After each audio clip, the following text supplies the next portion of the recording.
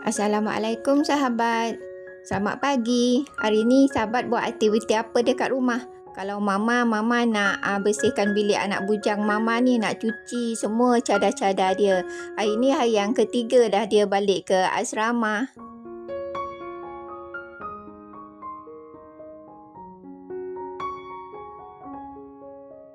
Masukkan je semua dalam mesin ni biar dia yang cuci. Dah letak sabun, kita tinggalkan je dia biar dia buat kerja dia. Dan mama nak buat sarapan lah, dah lapar ni.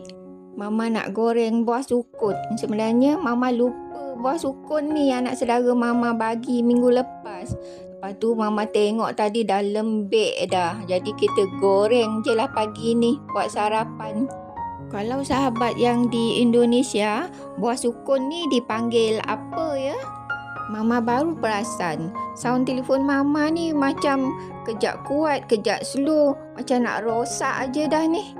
Okey sahabat, sukun goreng pun dah siap ni. Kita sarapan dulu sebelum kita sambung buat aktiviti lain. Terus support mama di video mama yang seterusnya ya.